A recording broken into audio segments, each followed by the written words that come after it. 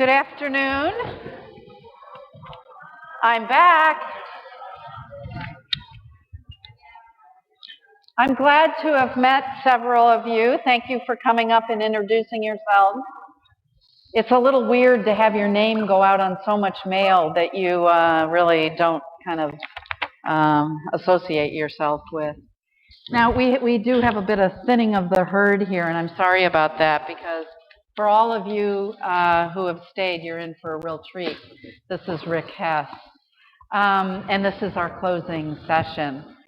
Rick Hess is, let me get my place here, is the co-editor of Customizing Schooling. I think we've got that image up, Beyond Whole School Reform. He's also the Director of Education Policy at the American Enterprise Institute. And he's going to help me pull together several strands here at the end of the day. Now, Rick is a prolific author and an influential thinker. He's also a friend. So we're really going to have a conversation here. He's written several books, including one called Education Unbound, which is relevant to the topic we're talking about today, and the same thing over and over. How school reformers get stuck in yesterday's ideas. Rick is also a former social studies teacher, and he writes the blog for us called Rick Hess Straight Up, which is, I will note, a daily read for me. It is one of several blogs that I make sure not to miss each day. So I'm going to start by asking Rick to tell us how he got where he is in his career. Did you start as a teacher, Rick? So I started as a teacher. As a kid, I was a horrible student. I barely got out of a great school system, Fairfax County, Virginia. Got into one college, went there, decided I wanted to teach. Went through the Harvard Graduate School of Ed, got my teacher credential, wound up down in Baton Rouge, Louisiana. Got frustrated. Unlike so many other practitioners, my heart is surprisingly small. So whereas other folks feel driven by passion and commitment to stay and leap through all the hurdles, I felt compelled to get the heck out of there.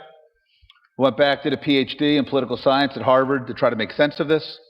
The dissertation became my first book called Spinning Wheels, an attempt to understand why school reform in 57 urban districts rarely seemed to go anywhere. Taught as a professor at the University of Virginia in the School of Education. It turned out for many of the questions I pursue with School of Education, it didn't appear to be necessarily the best fit to pursue them. So in 2002, I got recruited to a DC think tank, a place called the American Enterprise Institute, and I've been there since 2002 as Director of Education Policy Studies. So how would you describe your general philosophical approach to the sector, the K-12 sector? That mostly, I think I approach most of these questions as how do we create a world of teaching and learning where I would actually be able to go back and feel good and fulfilled teaching as a career, and not feel like I had to run for the hills to try to save my sanity. So that's what you said about you as a teacher. What would it look like for a student? Well, for you as a student, maybe. For me, I think, you know, I think for me, schooling is about, and teaching and learning are about cultivating human potential. I think it's about figuring out what people are good at and helping them max out on what they can do, and that everything else for me, all the jargon really kind of falls out besides that. There's obviously minimal skills that every kid, I think, needs to master by the age of 18. They're going to live in a free society. These are academic skills. There's certain, social responsibilities. But ultimately, I think it's about trying to figure out what's special about a given kid and helping them figure out how do you push that to the edge of the envelope. Okay, so Rick, you've talked about the need to unbundle what's going on in schools. Why don't you talk about what that idea is, and we can kind of dissect the specific parts of that. Sure. I mean, I think when we talk about technology today, I get frustrated because I think even people who, are smart and interested and really serious about it tend to see it as sugar that you're sprinkling over a rack of donuts. So you've got schools, you got teachers. Hey, wouldn't it be cool if we also went one-to-one? If we also bought personal computing devices? Everybody knows what one-to-one is, right? I mean, Laptops or devices for each kid. Okay. And that strikes me as just a bizarre way to think about it, right? Tools, technology allow us to do things that we couldn't do previously. So the logic of unbundling says, look, if you were Horace Mann and you were chairing the Massachusetts Board of Ed in the 1840s, and your goal was to take all of these Irish Catholic kids who you thought were un-American, and you were scared of their Catholicism, and you wanted to get them somewhere where you could make them less like their parents, the school as we know it was a pretty good construct. You build these big buildings, you hire cheap labor, which was women because they weren't allowed to do anything else, and you have them read the King James Bible to these kids in a desperate effort to make them less Catholic. Now, I'm not second guessing that. If you're in the 1840s and that's what you're trying to do, that's probably not a bad strategy. But what's amazing to me is we've got a profoundly different set of goals today. Our goals are not to homogenize kids in a narrow way. We tend to celebrate diversity. Our goal is not to make sure kids have some minimal set, turn them into Republican machines, in the phrase of Benjamin Rush, but to cultivate their abilities across a raft of skill sets, particularly in STEM. We don't have a surfeit of teachers who could do what we want. We're desperate for talent. So it strikes me that the most amazing thing is that most school reform is about trying to take the same model with 100,000 buildings and 3.4 million teachers and just somehow do it better. Just fix it. Just try to get, right, however many of those 3.4 million teachers aren't up to snuff, we're either going to fire them and replace them, or we're going to coach them up. Neither of which strikes me as a particularly likely bet.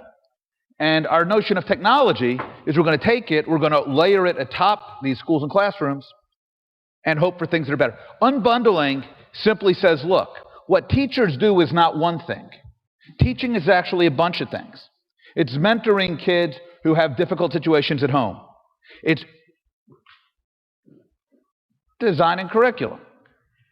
It's giving assessment. It's grading homework. It's conveying information. What teachers do is actually a series of things, which we can start to unpack, just like doctors. A century ago, there were no medical specializations. Today, the AMA reports 199. What we have done is taken what we once said a doctor did, and we now say, well, wait, geez, actually, there's lots of kinds of doctors because they're doing lots of different kinds of work. But what we do when it comes to teachers, we haven't really gone there. When it comes to schools, instead of saying there's actually a whole number of different functions implicit when we talk about differentiating. What we've done is we say, well, each school is going to meet all of these needs for every student in a geographic catchment area. Good luck to you guys. Make it happen. Instead of saying, how do we start to use tools, technology, choices, opportunities as ways to fundamentally rethink how do we put together the set of services that we need to offer kids. So what are you going to say the barriers and the challenges are there?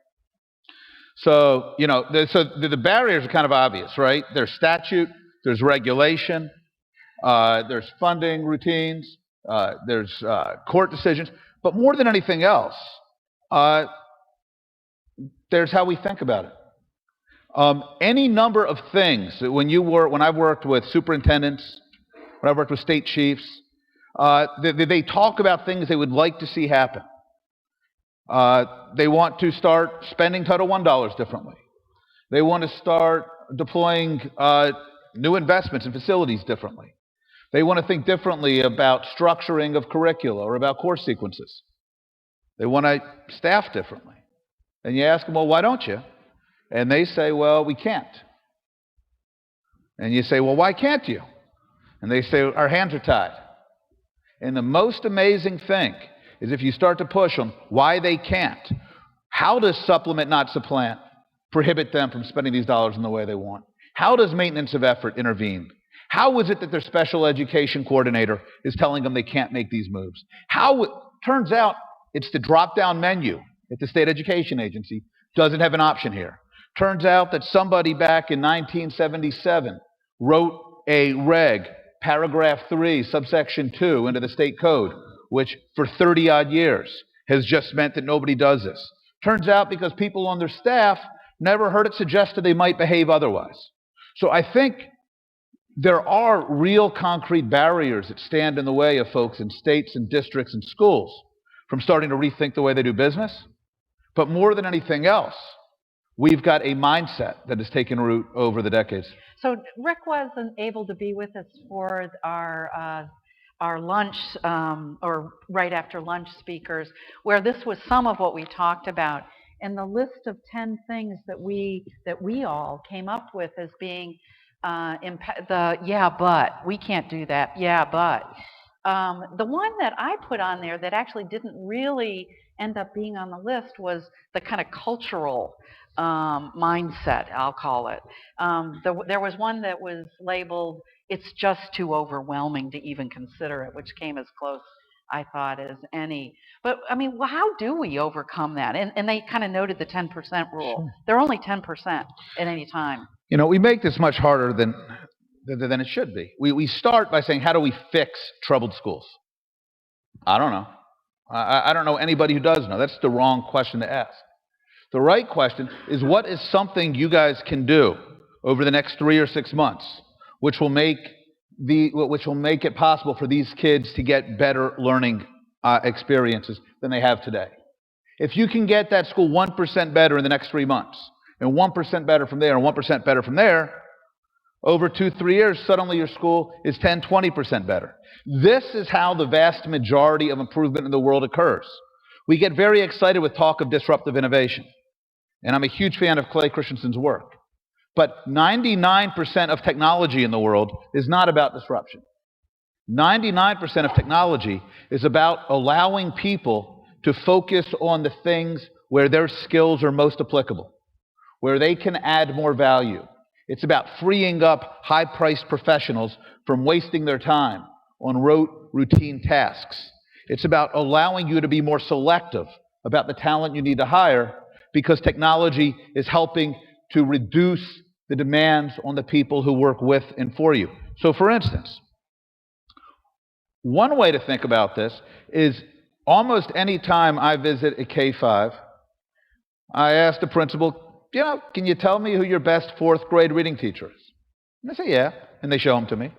And I say, can you show me your worst 4th grade reading teacher? And they can show them to me. And in almost every single case, they're each teaching 27 kids reading 75 minutes a day.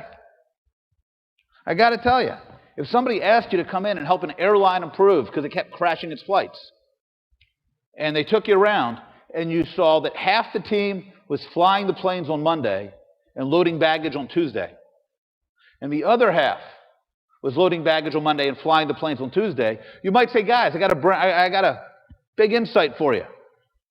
Instead of trying to coach everybody up to be great, why don't we start by identifying the half the folks who are actually better at flying the planes and not ask everybody else also to fly? We don't do that. Again, that's not the 19th century model. The 19th century model was we had no way of starting to think about who was better and worse at the work. Quality of results didn't matter much anyway. That wasn't where our focus was. So we thought of teachers as interchangeable, as widgets. Yet today, even high-performing schools and districts, the districts we talk about, the charter schools we talk about, simply accept as part of their design principle that everybody is going to do 1/5 of the work, and if some are better and some are worse, that's the way it goes. The way to think about technology in this picture is it simply takes that same opportunity to rethink a whole nother degree. If you've got folks in your school who are terrific at mentoring kids, who are terrific at supporting them, strikes me that in many cases, it's not a good use of their time and energy to have them conveying content in large group lectures. There's better ways to give those kids that information. It's not about the technology, and it's not about teachers versus technology. It's how do you let the teachers do what they can do that's uniquely valuable and spend more time doing it? And how do you integrate technology in ways that supplements and augments the best that your team has to offer? Let me back up a little bit, Rick, and it seems to me, and I said this earlier in the session with Greg Gunn, that we have reached a moment in time. It's kind of been a theme throughout the day. in K-12 education where there really does feel like there could be some pretty profound changes that would come on a number of fronts, including technology. You want to talk about the context or the climate? And do you agree with that hypothesis, I guess? Yeah, I do. I think the biggest problem we've had in education is we've had too much money. If you know per pupil outlay results, right? We've grown per pupil spending in the U.S. every year since between 1932 and 2009. The reason that we are complaining so much in K-12 today is that most professionals in education have come into a sector where we've had 3 generations of, in the aggregate, steady increases in per pupil outlays. In fact, as we know, if you look, for instance, at K-12 spending versus public safety, first responders, roads and highways, higher ed, we've been protected, even the last 2 years. Now, how can I possibly say that's a problem? Well, I say it's a problem because nobody ever likes to make hard choices. If you tell a leader that, tell you what, we'd like you to start finding ways to use technology, and here's some additional dollars, what they will do is everything they've done before, and they will graft technology on top. It's not unique to schools. It's not unique to schools in the least. This is how Pan Am and TWA and Bethlehem Steel and all of those other highly successful corporate ventures try to approach new tools and technologies. We saw Kodak a little earlier. And what happens is not that people in those sectors are any better at this for the most part than we are. All of the things that we beat up on districts and educators for doing, you find by the bucketful in other sectors. Their big advantage, though, is that they can pass the baton. When UNIVAC in 1950 projected that 1,000 computers would be sold worldwide by the year 2000, right? Between 1950 and 2000, they thought 1,000 computers were going to be sold worldwide. They invested accordingly. This created a huge opening for an alternative business machine company called IBM. When IBM led in computers, they got approached by a couple of college dropouts who came up with some cool software in the 70s. IBM said, you know what, nobody's going to buy this stuff, this Windows operating system. So why don't you guys lease it to us? So the two guys had to come up with a company. They called themselves Microsoft, and they leased it. And this happens. Microsoft tried to figure out how could they use all of their billions and their huge monopoly position and all their geniuses to own the web. They couldn't. That's why we got Facebook and Google and eBay. It's not that if you're smart, you can always figure out what to do. It's that once you've been successful, you tend to get trapped into certain ways of thinking and doing and being. The advantage that folks have when it comes to technology in other sectors is if Microsoft doesn't solve it, somebody else comes along and takes the passing of the baton. What we demand of ourselves in education, and healthcare has very much the same challenge, is we demand that schools keep on going, keep employing faculty, keep teaching kids, and figure out how to reinvent themselves along the way. And this is incredibly hard to do. The only way that folks usually figure out how to do this is by starting to create open space within their purview. So if we think about the logic of autonomy zones, and we think about the Recovery School District in Louisiana, or the Achievement District in Tennessee, for me, what's most meaningful here is not that it's an opportunity to finally get smart people doing this, because I think there are smart people already doing it, but it's an opportunity to create a space where you have enough freedom from the routines, the regs, the rules, the spending restrictions, that you can start to build things that are that work from a new and different set of assumptions. So I got a number of questions that come off that. But so you're talking about the time is now, the technology has kind of come into its own, that the efficiencies and productivity issues were on the table. I'm going to stick with the policy before going to innovation or some of the other climate here. I mean, what do you think about the policy context, the importance of kind of the human capital issues? So three key things here. So first, what's hugely important about the spending question is now district leadership, state leadership can finally say, hey guys, I don't want to change the way we do business any more than you do. I know it feels like we're changing a deal midway. I know that we'd all prefer to keep everybody on board and get the technology. That option is not with us. And what this permits the leaders to do is say, look, it's not that I'm a mean son of a gun. It's that we have to make hard choices. And so there's an opportunity to start talking about technology as a labor-saving and cost-saving device in education in a way that has not been possible up through 2008. And frankly, I would argue that if you go sector by sector, I cannot think of a single sector in which technology was transformative, in which it was not used as a cost-saving, a labor-saving device. I cannot think of a single sector ever in which technology was layered atop everything we already did and all of the people in place, and it still actually made a lick of a difference. So that's the first one. Second one is what we're growing aware of is that our talent pool is dried up. As late as the 1950s, 55% of college-educated women became teachers. So we had this massive captive labor pool that we could use to fill this 19th century school model. Today, 15% of college-educated women become teachers. So we simply no longer have the luxury of counting on these people providing us with good teachers because we don't let them do anything else. We're now in a market where we're competing for talent. And frankly, I don't care how hard you recruit, how smart you are, how good you are at coaching, we are not going to get 3.4 million teachers in this country. 3.4 million teachers, which is what we employ today just in the K-12 public system, is more than 10% of all college-educated adults in the workforce. We only graduate 1.5 million people a year from four-year colleges. We need to hire 300,000 a year just to tread water. That means you go to every college in your state, and 1 out of every 5 graduates has to become a teacher just to keep us treading water. If you think you can actually get excellence under those circumstances, I'm impressed. I don't buy it. So the second thing that's going on is we need to think of technology as a way to stretch and augment the talent that we've got. And then the third is the policy environment is these things are always incremental. For people of a certain age, like our age, technology in classrooms still feels weird and alien and a little risque. For people who are younger than us, for people, say, under the age of 30, it seems normal and natural. And so what's happening is there is a general comfort level setting in school districts, in state legislatures, among state officials.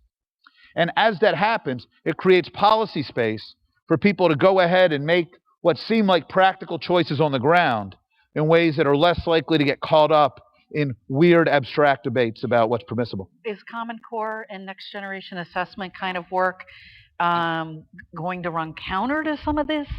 Or is there a tension there? Yeah, there's absolutely. Well, it's interesting. They may be complements or it may be a tension. So, for instance, one of the problems with Common Core on the Common Core assessments is right now, and again, my information, I only know what I get from conversations. So I'm sure there's some people who will argue that I'm being misinformed.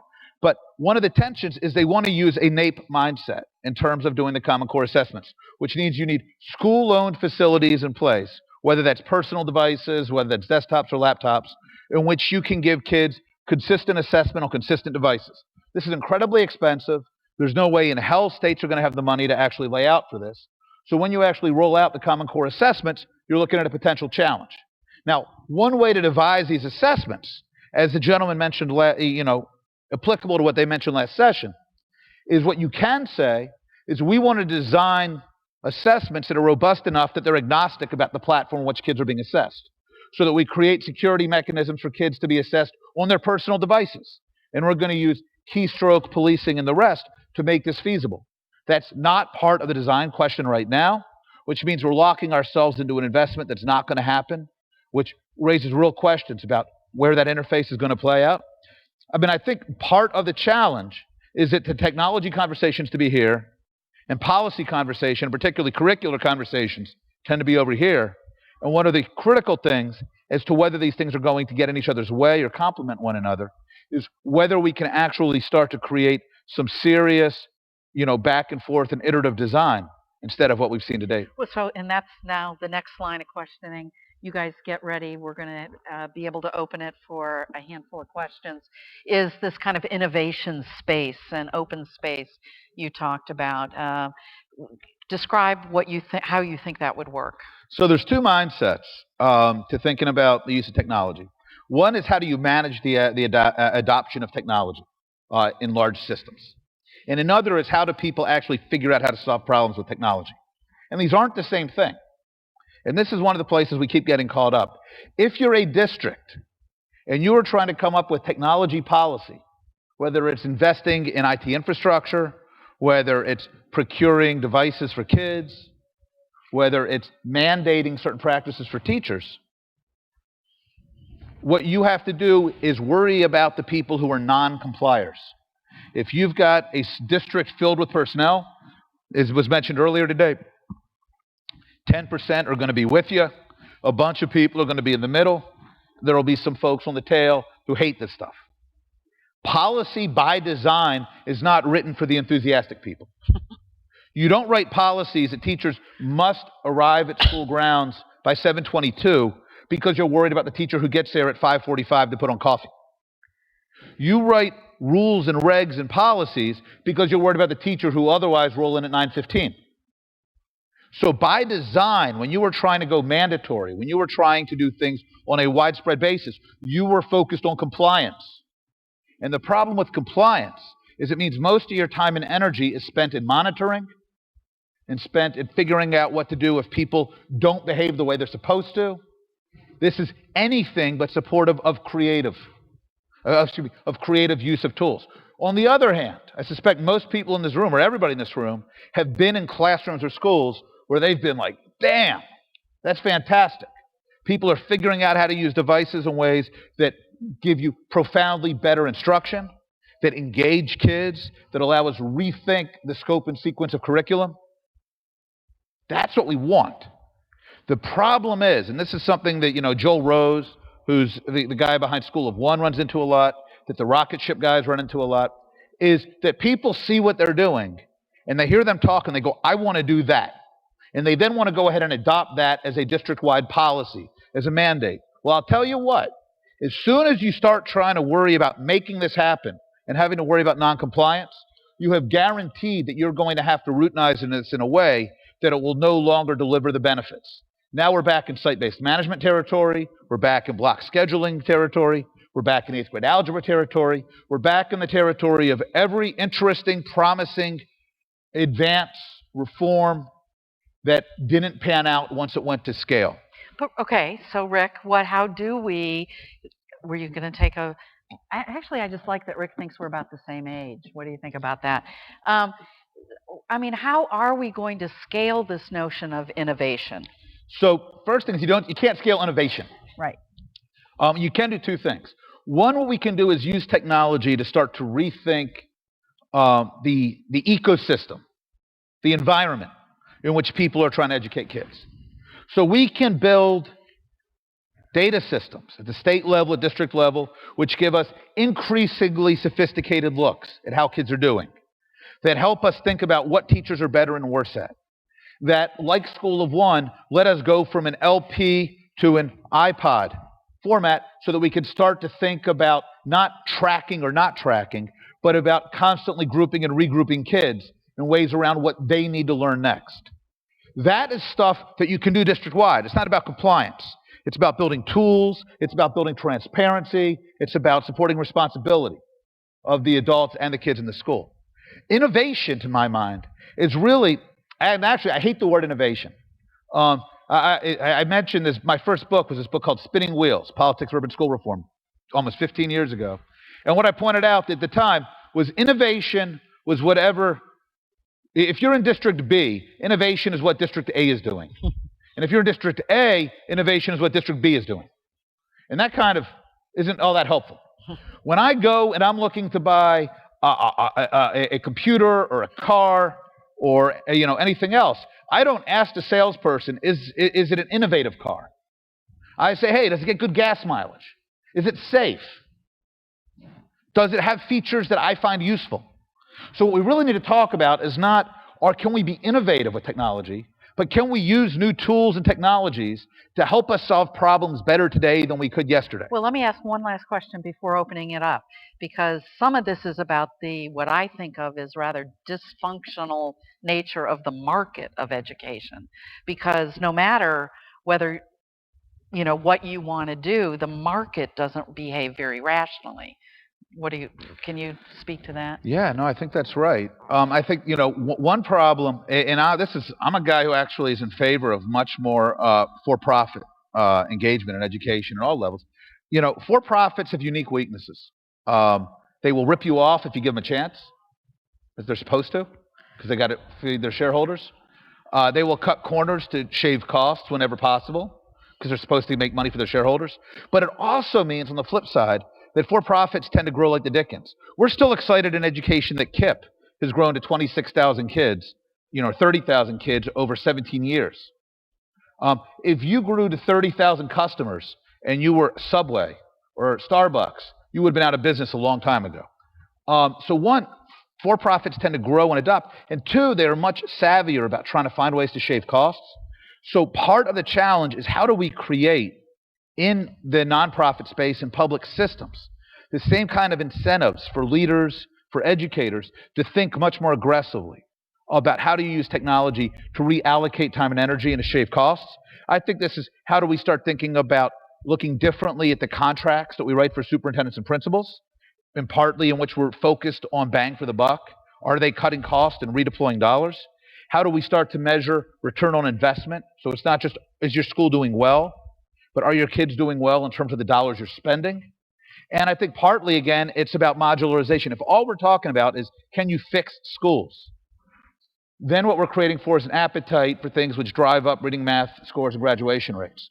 If the question is, can we serve kids better? Well, and we know that families are dissatisfied with their world language options. We know they're dissatisfied with a particular math program. We know they're dissatisfied with the kind of mentoring and support their kids are getting.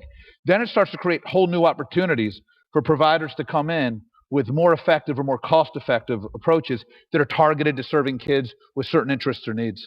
Let me see what I've got here. In the back, Greg, turn around to your... Hi, Carrie Morgridge, Morgridge Family Foundation.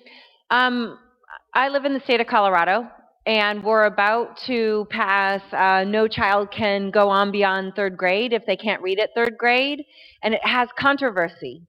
So can you talk to us why there's controversy on something that we know? I mean, 39% of our kids at third grade don't read at grade level, and I don't understand the controversy. Yeah, I don't understand the controversy either. We know that that's going to disproportionately result in children with a certain demographic profile being held back. But strikes me that if I'm that parent, when we know what happens to kids who haven't mastered literacy by fourth grade, it strikes me that those parents should want those kids held back.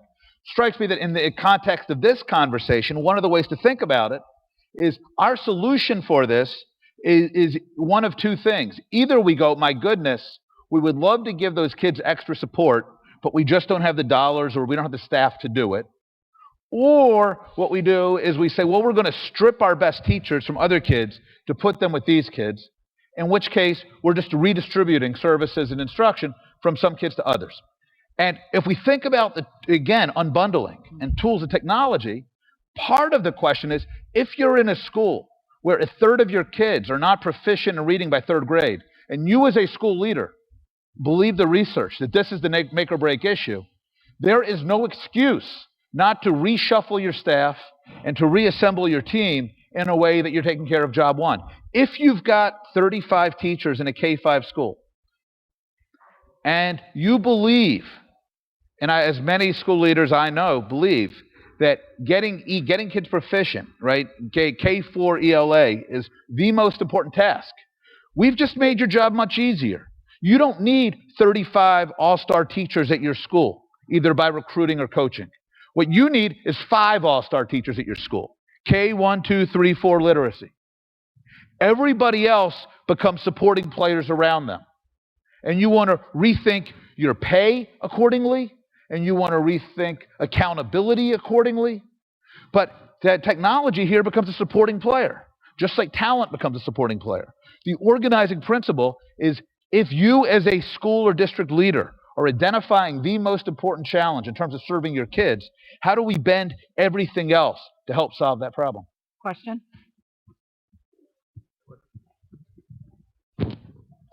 All right, we've got a question from our chat channel. This comes from KMR Rebow. He asks, speaking to return on investments, Rick, what do you think about the new Colorado law that says that half of a teacher's evaluation should be based on student achievement data from the state standardized test? I'm not crazy about it. Two reasons. One, again, Ed Week, I'll give you guys a free plug. It's a great place. I've written about this stuff at length in my Ed Week blog. That look, you know, the movie Moneyball is out. Those of you who've read the book or see the movie know that the premise of this is that Billy Beane, general manager of the Oakland A's, realized there was a massive untapped amount of expertise about how do you think about talent as far as baseball players, and how do you identify people who are being overlooked. Well, I got to tell you, value-added teacher performance scores are not Moneyball. What Billy Beane was pushing against was the fascination with home runs, RBIs, and batting average. Because the problem was people could be good on these numbers, but still the market could be wildly off in terms of the unobserved skills they bring to the table. I think that's the challenge. I think 736 in Florida, 191 in Colorado are directionally smart. They recognize that we now know something about teacher performance that we didn't know 10 years ago. But we also know that the correlations for ELA and math for teacher year over year are something like 0.25 to 0.4, which means they tell us something that we care about, and they tell us real stuff, but A, they're hardly perfectly predictive, and B, I'm not sure how much faith I have in these numbers as they translate across kids. But two, more significantly for this conversation, is if you're a teacher in a school, like I just talked about, where the leadership is really getting smart about using your talent, where a teacher doesn't own their kids 100% of the time for 180 days, but only owns the kids for 60% of the time because of pull-out instruction. Or if we're thinking of School of One, where the sixth grade teachers as a team, in concert with online learning and computer-assisted instruction, own the kids, we have just put value-added measures as they exist out of business. Because all they can do is tell us how well kids on average did with the teacher of record. But the less the teacher of record owns the kids, and the more they're systematically drawing on computer-assisted support, online support, instructional support, mentoring the rest, the more we're going to get artificially inflated or artificially depressed readings on individual teachers. So I think if not 191, when actually they do a better job of this than some other states, to the extent that they say, look, we want to push districts to move off of old school step and lane pay scale and move off of old school tenure, and we want to factor in, we want to build this around measures of teacher performance, and one useful, relevant measure is value added, I'm cool with that. To the extent that we're trying to bake in systematic requirements about the percentage that's driven by reading and math scores from a state capital, I start to worry. I start to get real worried. Okay, I'm going to make Rick sit here for just a second. In my little closing remarks, I think I said this during the conversation with Greg Gunn early on, you know, and it was brought up in the post-lunch conversation, which is, if I weren't a part of an industry and an economic sector that had been so wholly disrupted and transformed over the past 10 or 12 or 15 years, maybe I wouldn't be sitting up here with as much passion as I have for what needs to happen in K-12 education to get from where we are today to where it needs to go. So and I got a lot of scars on my back to tell you about the wars I've been through, but it's been really, really heartening. Once again, I'd like to thank our sponsors, our great speakers, and our wonderful audience. That would be you, for making today's forum possible and for keeping the day very exciting. I'm also thrilled to announce that our Spring 2012 Education Week Leadership Forum will be on scaling up student success.